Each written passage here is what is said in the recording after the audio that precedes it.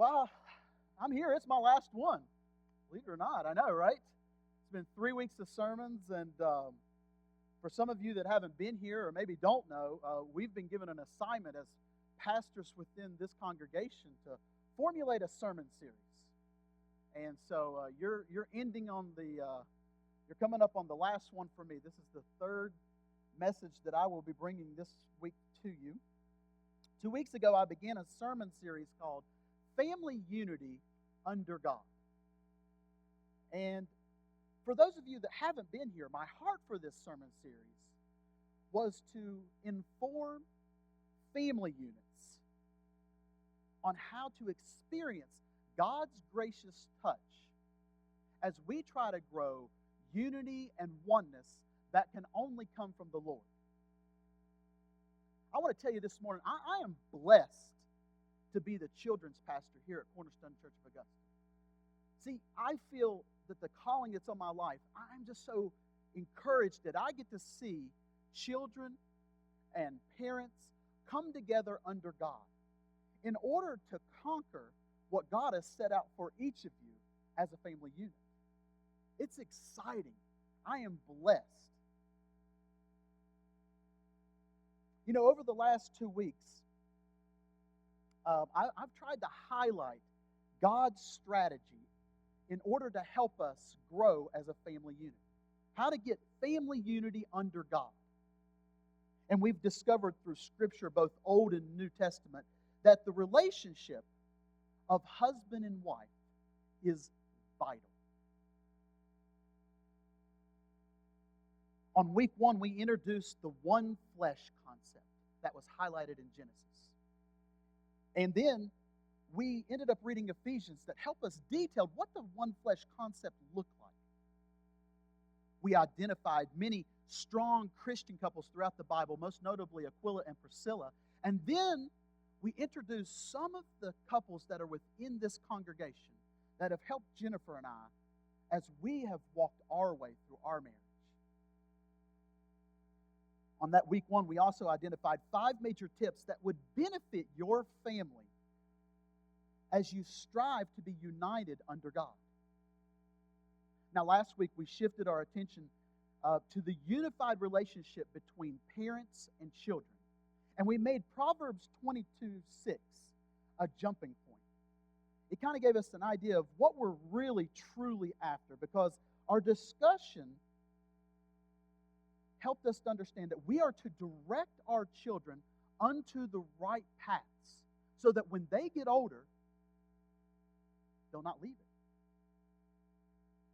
We realized last week that our jobs as parents was to demonstrate and teach biblical principles that would impact our children. Because that's our roles. That's what we have to do as parents. Whether you're in a relationship or not, if you're a single parent and you're raising your children, it's your job to demonstrate the biblical principles. Now, in order to help you, I gave you a resource called Growing Kids God's Way. It identified 4 major principles to govern all family relationships as we try to grow unity in our family setting. The first principle was that by God's design, the husband and wife relationship was the first social relationship in Scripture. We highlighted how husband and wife were created, or man and woman, on day 6. Children weren't part of that process until much later. Principle number 2 was by God's design, the husband and wife relationship is primary in the network of dependent relationships. The third principle that we covered was that the husband and wife relationship must be viewed as the priority relationship in the family. We covered those 3 principles in detail. And then we elected to describe last week how we could communicate love in order to fulfill those principles, in order to help our families unite. So today, we're going to be discussing the final principle. And I want to make sure that we're all on the same page this morning. Our goal is family unity. And we define family unity as sometimes it's husband and wife. Sometimes that is, if you're a single parent, that's you and God. You have to develop unity in the way that you grow your children.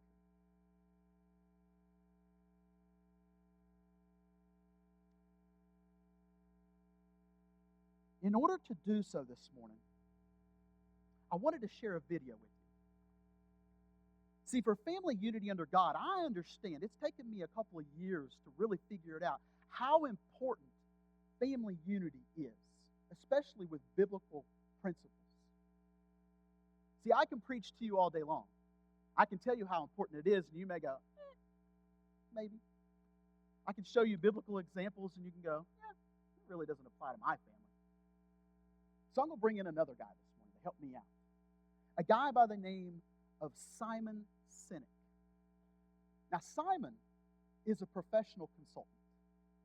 I would kind of describe him as a form of motivational speaker.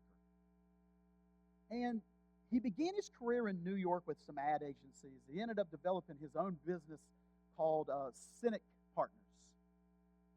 He taught a bunch of graduate courses at Columbia on how millennial generations are affected in corporations. He's been a consultant for some major companies, Disney, Microsoft, Pfizer. And if you research his name on Google, you'll find that Sinek has done a tremendous amount of research on the millennials. It's not to pick on any of the generations. But I want to share this video with you this morning. We're going to watch about 3 minutes of it. Miss Dawn, if you don't mind.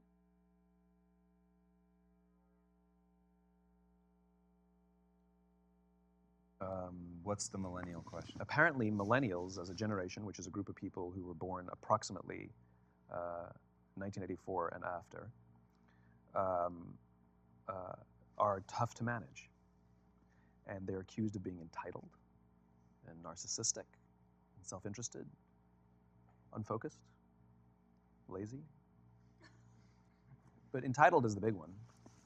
And because they confound leadership so much, what's happening is leaders are asking the millennials, what do you want? And millennials are saying, we want to work in a place with purpose, love that.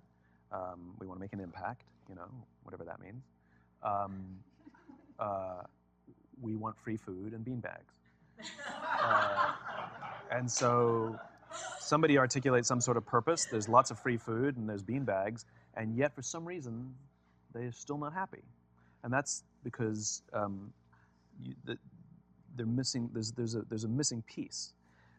What I've learned is that I can break it down into 4 pieces. Right? There are four things, 4 characteristics. One is parenting. The other one is technology. The third is impatience, and the fourth is environment. The generation that we call the millennials, too many of them grew up subject to, not my words, failed parenting strategies. Where, for example, they were told that they were special all the time.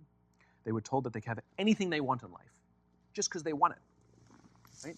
They were told, some of them got into honors classes, not because they deserved it, but because their parents complained. And some of them got A's, not because they earned them, but because the teachers didn't want to deal with the parents. Some kids got participation medals. You got a medal for coming in last, right? Which the science we know is pretty clear, which is it devalues the medal and the reward for those who actually work hard, and it actually makes the person who comes in last feel embarrassed because they know they didn't deserve it, so it actually makes them feel worse, right? So you take this group of people, and they graduate school, and they get a job, and they're thrust into the real world, and in an instant, they find out they're not special, their moms can't get them a promotion, that you get nothing for coming in last, and by the way, you can't just have it because you want it, right? And in an instant, their entire self-image is shattered. And so you have an entire generation that's growing up with lower self-esteem than previous generations.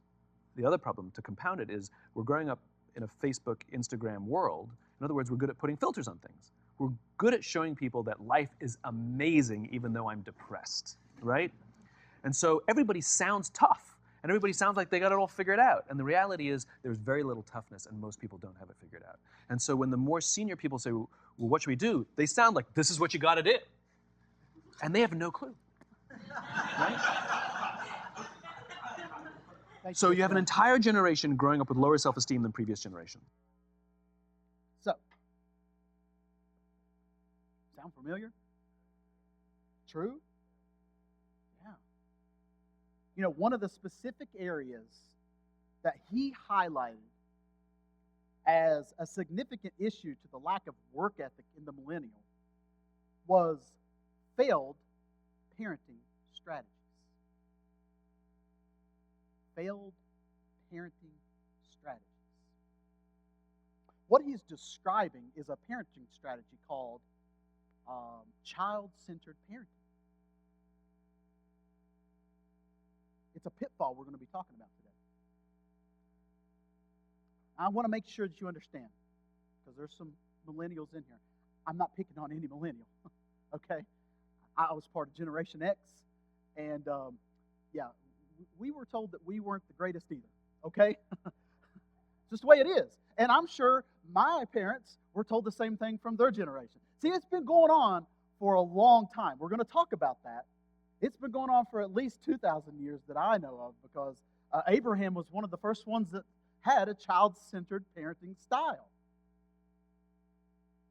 See, the fourth and final principle that I want to share with you this morning is relevant to this topic.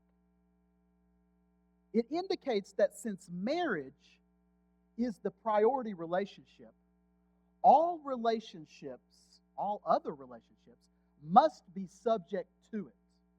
Let me repeat that for you. Since marriage is the priority relationship, we established that the last couple of weeks. All other relationships must be subject to it. And this principle speaks of the authority structure within the family.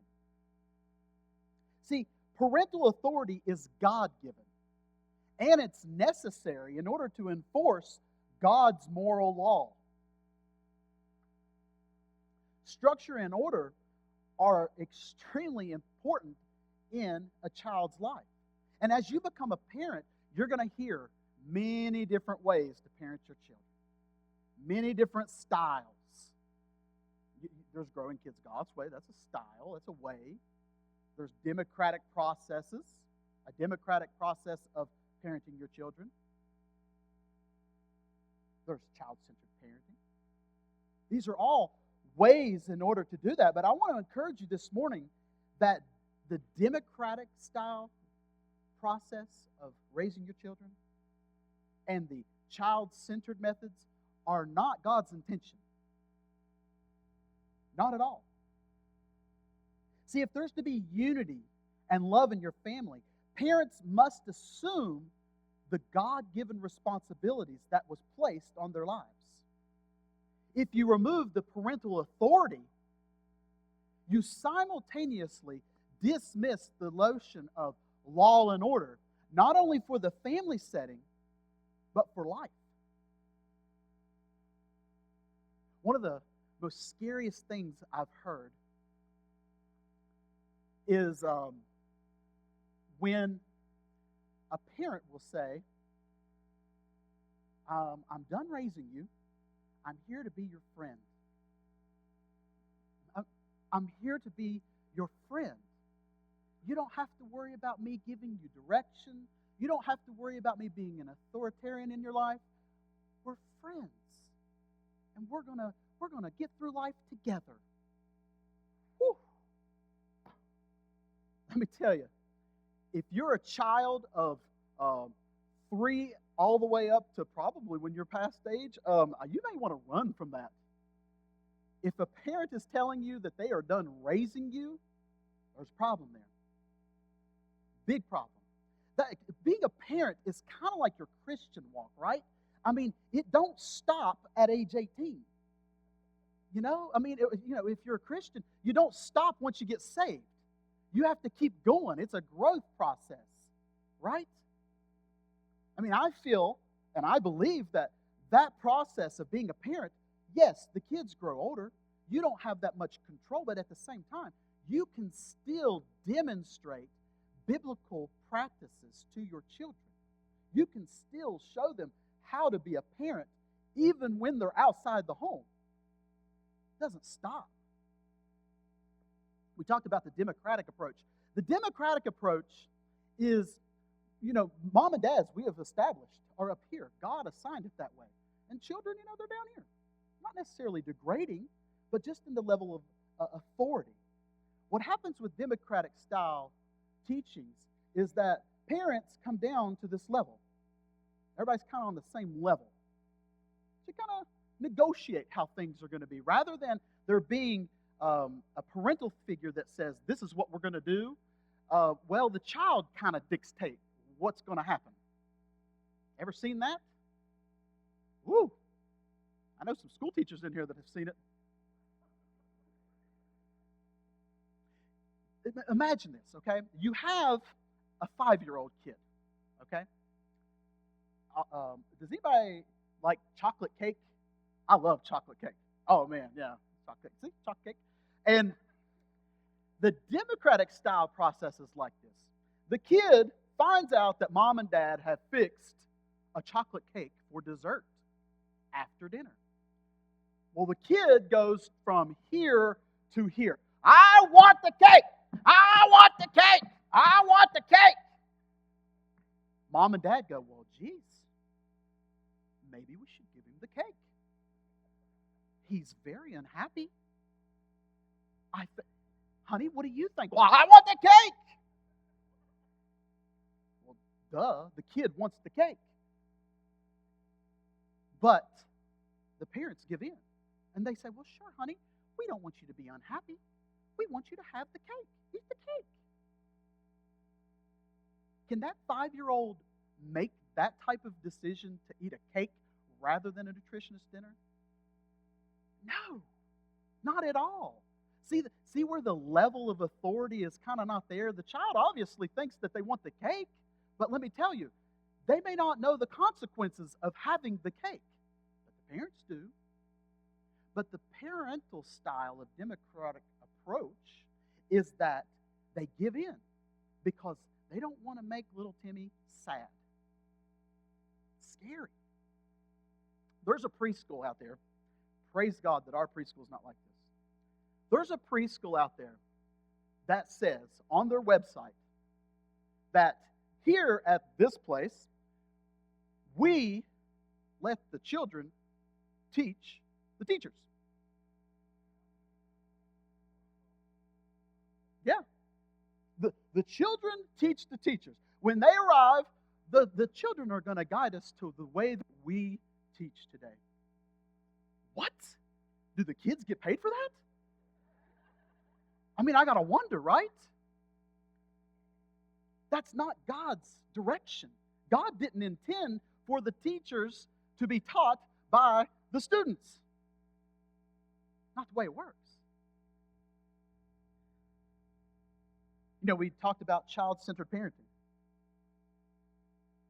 It's extremely dangerous when you choose to use child-centered parenting as a method to grow your children, because it attacks the husband and wife relationship. See, oftentimes in child-centered parenting, what happens is the parents, they lose their first love. Who is the first love? Between them, mom and dad, right? That's the first thing it attacks. Bam, right off the bat. Because it's done in the name of good parenting. What it does is it begins to break up the family relationships. Then it leads to the second threat. The belief that the children are the center of the family universe. See, parents who center their entire world around the nurture of their children, at the expense of the husband and wife relationship, are child-centered parenting. Dangerous. Because a lot of times they'll say, oh, it's good parenting. I'm taking care of my kids. I'm doing everything I can do to make sure that they are provided for.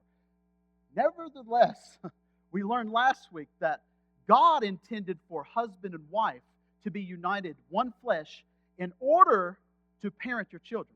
When those two aren't working together, division. And many times what happens is this. Let me give you an illustration. We have child. We'll call him Stool. Anybody really? Stool? Thank you. Okay. What happens is this. So, normally, and I'm not discriminating against anyone, normally the person that centers around the child is the mom. They're the nurturer, right? They get around the child. Oh, it's so pretty. I'm going to guide you through life, and I'm going to make sure everything you need. You want to be the Queen of England? Honey, you can be the Queen of England. You can be the King of Scotland. It's totally fine. Yeah. Now, let me ask a question. Where is my back? Right now, where is my back? Who is it to? Oh, I'm supposed to be centered around who? Jesus. But rather, I'm centered around the child. Now, here's Dad. Dad's over here. He's going, Well, two things can either happen. Normally, they will join them, centered around the child, making sure they're taken care of, making sure that, Timmy, you want the cake? You can have the cake. It's okay. Or sometimes Dad will go over here. What does he place in the center of his life? Well, his job, right? That's the most important thing. So he sees mom's over there handling the child. Well, I'll just come over here and I'll place my job at the center of my universe. Where's his back?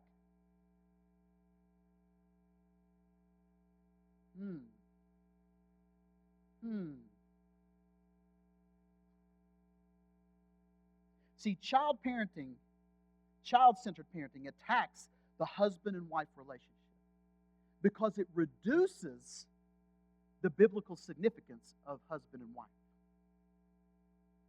In marriage, see, neither man nor woman, you can't lose yourselves. You can't. Because marriage forces revelation. We're revealed for who we are, right? Child-centered parenting wrongly authorizes one to pull away from another because one may be focused on the child, or both of them may be focused on the child. Then it ignores biblical ideas, biblical facts, such as what Jesus said. Let what God joined together, let no man separate. That's a mark, right? Let me paraphrase that for you. Let no child separate.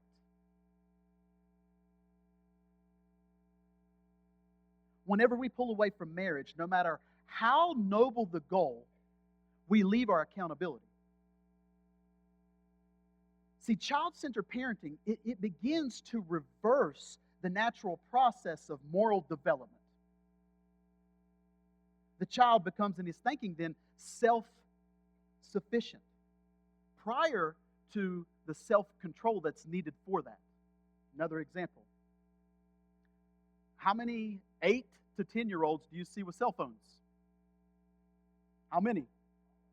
Tons, right?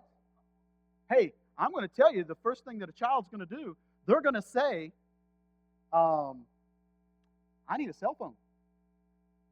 Do they know that cell phone, what it truly is? No. They're going to make a decision based off of peers, peer pressure, and making sure that they are connected with every one of their friends. They're going to need a parent with parental authority to show them that, sweetie, 10 years of age, not so good of an age for a cell phone. You don't know the dangers of that. But child-centered parenting does opposite. It lets the child make the decision, not the parent. We don't want to make them unhappy. So we have to make sure that we give them what they want. They want a cell phone, we get them a cell phone. It doesn't work that well with the way the God's provided us the ways to grow our children. Because this type of behavior, this philosophy grants freedoms beyond what the child's ability to manage. They don't understand how to manage it.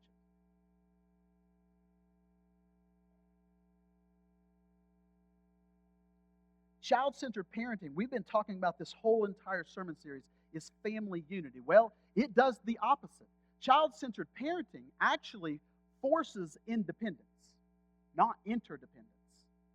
Because the relationships that the children gain from that. What they understand as a relationship is, what do they get out of it? What do they get out of the relationship? With it comes to their parents, or it comes to their siblings, or it comes to their peers. What happens is, if they don't get anything in exchange, they're not going to have that type of relationship. You won't be a part of their life.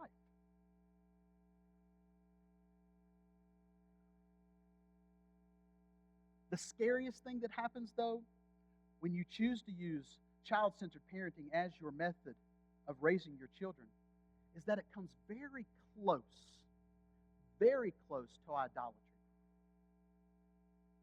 See, when a child's happiness is greater than his holiness, when his psychological health is greater than his moral health, when the child is the center of the family universe rather than God, that's idolatry. And we learned that with Abraham. See, mom and dads sometimes place them so high, focusing all their attention just on the children rather than God. Let me give you an illustration. I'm going to show you how it's supposed to work, okay? Jennifer?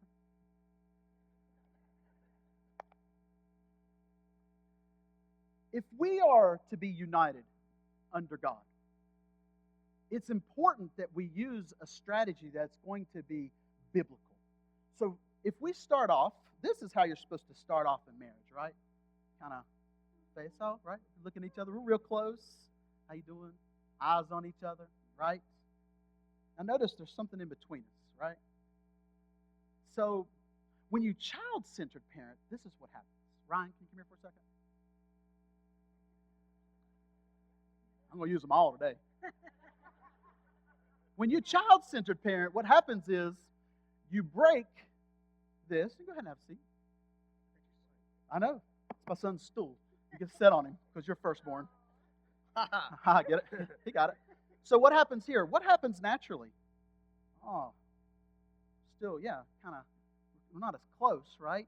We're still connected, but the child's in between us. We have to go through the child. What happens if we add another child? Emily, come on up.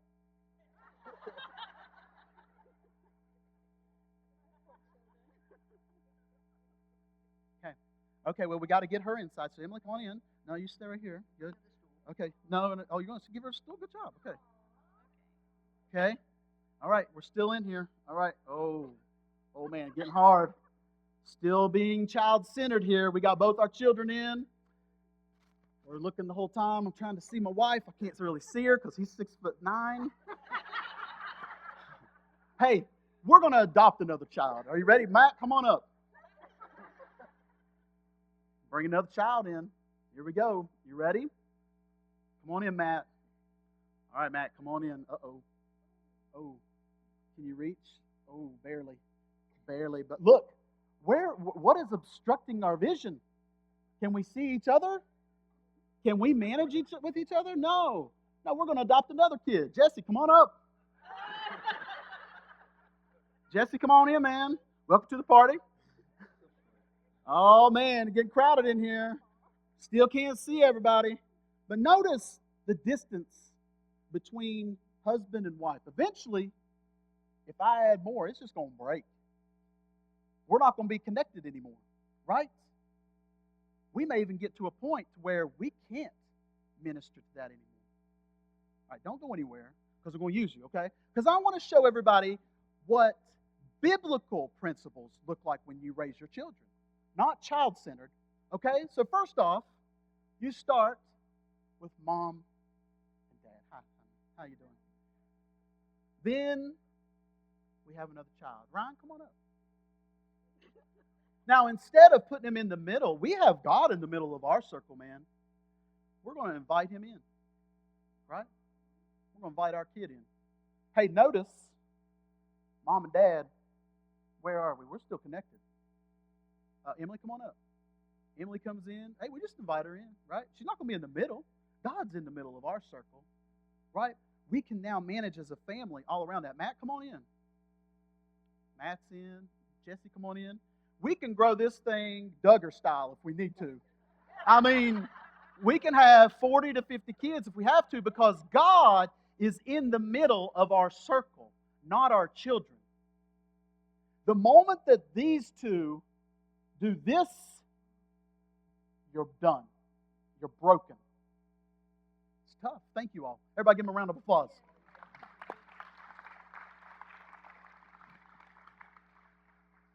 Now you say, okay, Brad, well, what does that look like? We heard from Simon about the work, but what happens when a child grows up? What does that look like, right? Well, think about worship. A person that has been child-centered parented, they come to worship and they go, what do I get?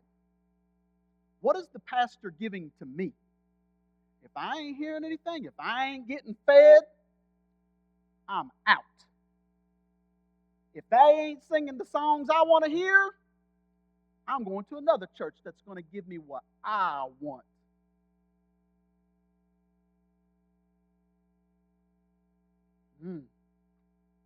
Did you hear the word give, right? What they got, were they giving anything? No, because the relationship is based off of what they get, not about what they give. That's the dangerous part of it. When you get a work situation, you have a person that comes on. We've already heard from him. I'd recommend checking out the rest of his articles if you really want to hear some great information. But Simon indicated that most millennials will want to come in, and what do they expect? The 30-year salary with 5 weeks of vacation, unlimited amount of sick days, take off as much as they want to, and work the hours that they want to, preferably not weekends. It's what's expected. And if they don't, what do? They're out. They'll go find somewhere else. Got marriages. Whoa, marriages. What happens when you raise a child-centered parenting with marriages? The divorce rate is high for a reason. People go, well, honey, what are you going to give me? Are you going to worship the ground I walk on? If not, I will go find somebody else that will.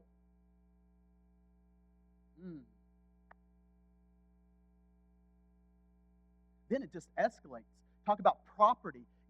They don't care about giving respect to elders. Elders don't respect them, so why should they respect elders? They have no reason to, right? Elders don't give me anything. I will leave this place trashed if I want to, because it's inconvenient for me to take my garbage and put it in a garbage bin. I don't care about respecting others' properties. I only care about respecting my property. Now, if you come to my house and you damage it, that's a problem. That's what kids begin to really think in their heads. Scary, right? We're talking about family unity.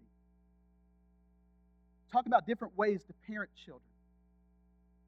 Our goal is to show family unity. That's what we want to do. We want to grow our children under God, right? We want them to grow up and be wonderful Christians that's going to give back to their communities, right? And the Bible gives us great examples.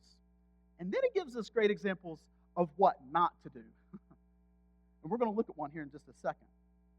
See, there was a family I want to introduce you to that screams disunity under God. And this is the account of Isaac and Rebekah in Genesis. As you may know, Isaac, Abraham's precious child, he grew up and married a beautiful bride named Rebekah. In the beginning, I would say that Isaac and Rebekah, they were both united. They were reliant on God because they struggled with an issue. They couldn't have children. And the Bible tells us that they come together and they prayed. They prayed for that issue in their life. And what did God do? He blessed them. Not with one, but two, twins. And these two men, Esau and Jacob, were born not so much attached at the hip. The Bible puts it that they were attached at the heel because one was grasping the heel. I would say if they could have reached, they would have been grasping each other's throats. The Bible goes into great detail on how these two men really varied in their appearance and in their demeanor. They didn't really like each other at all. Esau was the rugged, hairy hunter, right? He was a tough guy. I kind of picture him like a Duck Dynasty beard. He was always fishing and hunting. He's doing the dad things, right? Dad, who obviously centered around him. Isaac. And then you had Jacob. Jacob was just, the apple of his mother's eye. He was the smooth-skinned, really witty. I kind of picture him kind of like a professional.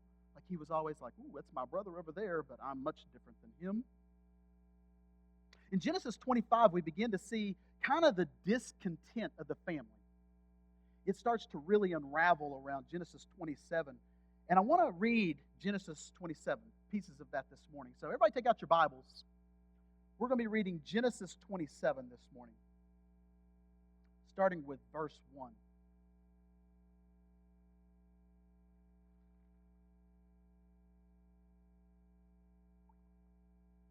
As you notice this morning when we read Genesis 27 today, I want you to try to see how the Spirit reveals family disunity. Okay? Let's read Genesis 27, verse 1. When Isaac was old and his eyes were so weak that he could no longer see, he called for Esau, his older son, and said to him, "My son, here I am," he answered. Isaac said, "I am now an old man and don't know the day of my death. Now then, get your weapons, your quiver and bow, and go out to the open country to hunt some wild game for me. Prepare me the kind of tasty food I like and bring it to me to eat, so that I may give you my blessing before I die." Here we get to see right off the bat. Isaac, did he go to both of his sons? Not so much. He had a favorite, right? His favorite was Esau. He wanted him to cook him some food. He was getting ready to pass away. He was realizing his time was near. He had to give the birthright. He had to give the blessing to the firstborn son. That was very important in Jewish tradition. Let's read what happens. Verse 5. Now Rebekah was listening as Isaac spoke to his son Esau. When Esau left for the open country to hunt game and bring it back, Rebekah said to her son Jacob, "Look, I overheard your father say to your brother Esau, 'Bring me some game and prepare me some tasty food to eat, so that I may give you my blessing in the presence of the Lord before I die.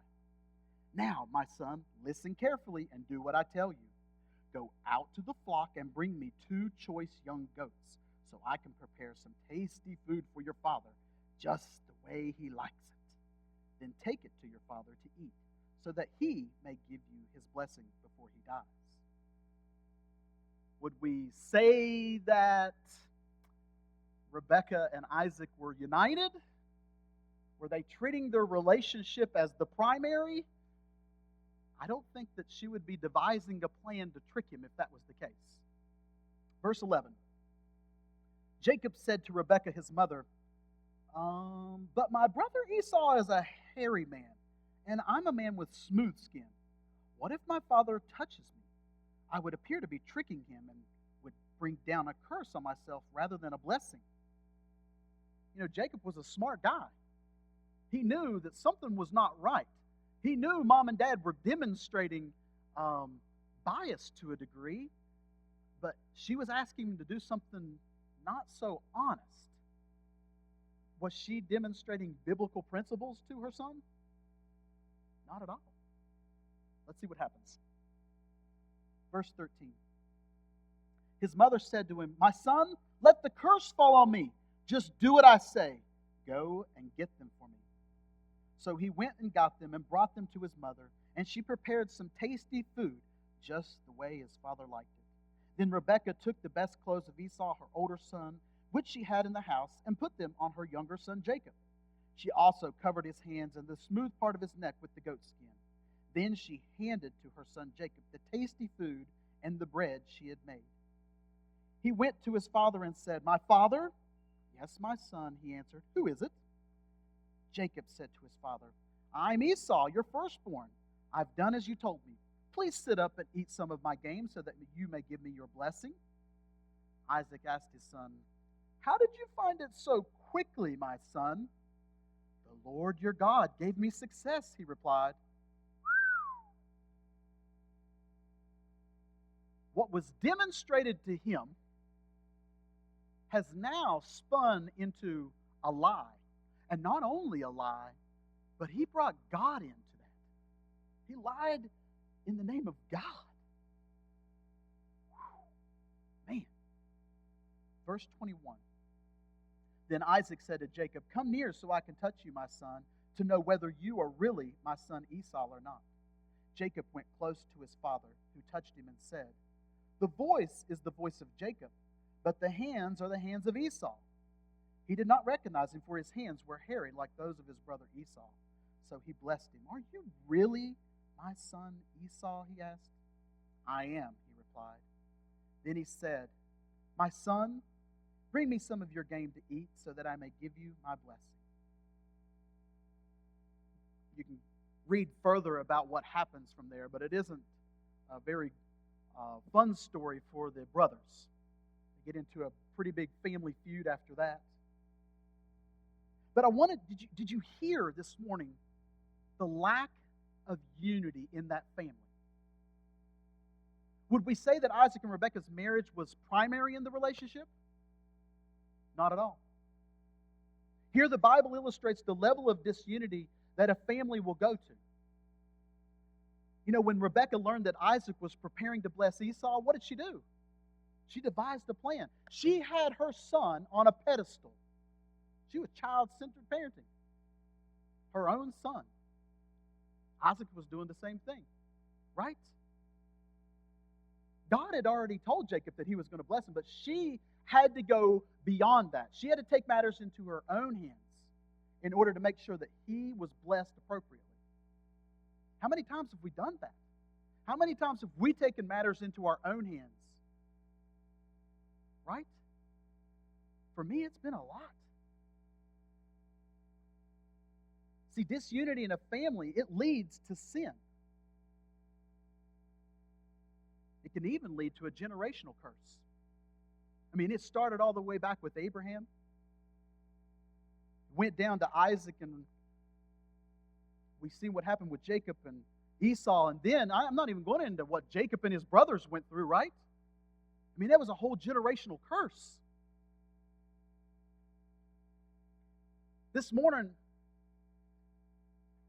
I can't plead enough with you. It's up to the parents in order to have the family unity that you need, to make God the priority. It's up to you.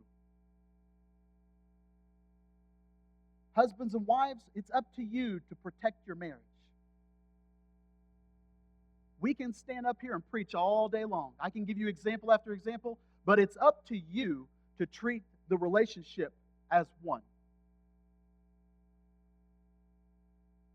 You have to make sure that you are centered around Christ, as we just demonstrated here. You can't be centered around children. It doesn't work. Not biblically, at least. See, your children are depending on you to show them how, to show them when, show them how to worship, show them how to live, how to love, how to do it appropriately.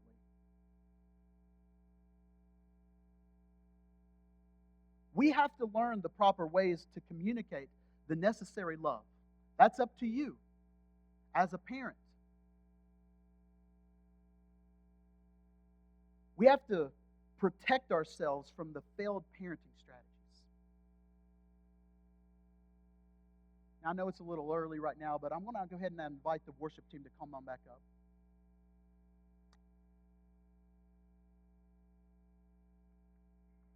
Yesterday, some of you got to go see, you got to go to the Family Fun Day. There's hurting families everywhere.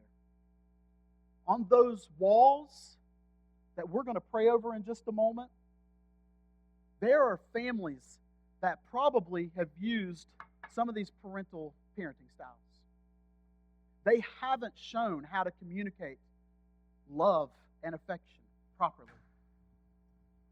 Some of you may be like that. And it's okay. You can come forward, and we're going to pray for you as well. But I'm going to invite the ushers this morning. Ushers, if you can bring those over here and just place them here. I feel it's our responsibility in this community to pray for these individuals that came to that event yesterday. Thank you so much. It's going to be hard to look at some of these names, but you know, there is prayer requests all throughout here. And I want us to take an opportunity to come up, look at a name, pray over them, because that family needs our help. This morning, if you're one of those family members that are saying, you know what, this is great, Brad, but I need the prayer, come up here and let us pray for you. Because don't go another step without being united in your family. It's so easy. We've been given invitations for the last 3 weeks. And I'm telling you, if you're hearing this message and it's the second time or the third time and you're going, well, I probably need to, but I'm kind of ashamed or I'm embarrassed, just do it. Start today. That's the only way you can start, is by proclaiming, bringing it to our Father for transformation. That's where it begins. Come forward. Worship team, if you'll lead us.